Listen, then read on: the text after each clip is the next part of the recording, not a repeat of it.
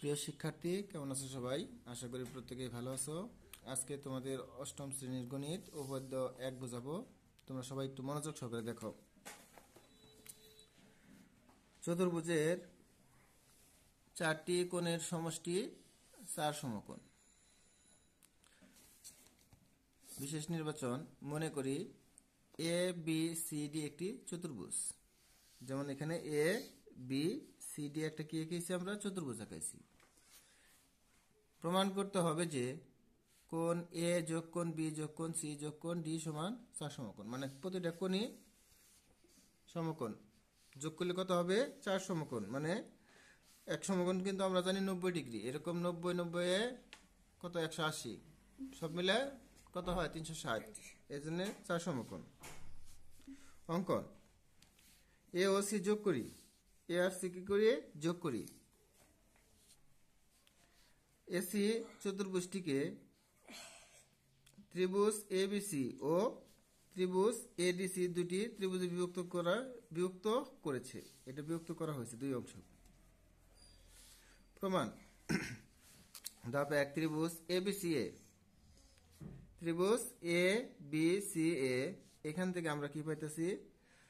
কোণ বিএসি, কোণ বিএসি যোগ কোণ এসিবি যোগ কোণ বি। মানে তো আমাদের এই কোণটা হয়তো আসলে হয়তো এবিসি, যার কারণে এটাকে কি দেওয়া হয়েছে? শুধু বি দেওয়া হয়েছে। তার মানে আমরা জানি ত্রিভুজের 3 কোণের সমষ্টি 2 সমকোণ, তার মানে এটা 2 সমকোণ। 2 নম্বর, অনুরূপ ভাবে ত্রিভুজ ডিএসি, মানে এই অংশটা থেকে নিতে হবে আমাদের পরের অংশটা। কোণ ডিএসি, কোণ ডিএসি যোগ কোণ এসিডি যোগ কোণ কি? এসিডি। আর আমাদের কোণ হয়তো কি? আর এটা কোণ এডিসি, তার মানে এডিসি না লিখে আমাদের সংখ্যা লিখছি কি? কোণ ডি। এটা মিলে আমাদের কত লেখা যায়? 2 সমকোণ। তাহলে শিক্ষার্থীরা দেখো এখানে, অতএব কোণ ডিএসি, এই দুইটা যোগ করবো আমরা, এটা আর এটা যোগ করব। কোণ ডিএসি ডিএসি যোগ কোণ এসিডি যোগ কোণ ডি। আবার যোগ, এটা যেহেতু যোগ, তার পুরাটাকে একটু লিখবো। কোণ বিএসি যোগ কোণ এসিবি যোগ কোণ বি সমান এনকার 2 আর এনকার 2 যোগ করলে কত হবে? 4 সমকোণ। মানে 2 আর 2 যোগ করলে 4 সমকোণ। আবার এটাকে লেখা যায় এভাবে, কোণ ডিএসি যোগ কোণ বিএসি, এই যে চিত্র থেকে কোণ ডিএসি যোগ কোণ কি লেখা যায়? বিএসি, এই যে বিএসি, মানে এটা কোণ হয়তো এ হবে, এই জন্য এটা কোণ কি লেখা হয়েছে? এ।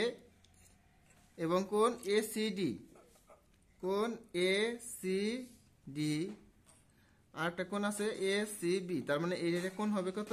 সি। এটা সি দেওয়া হয়েছে।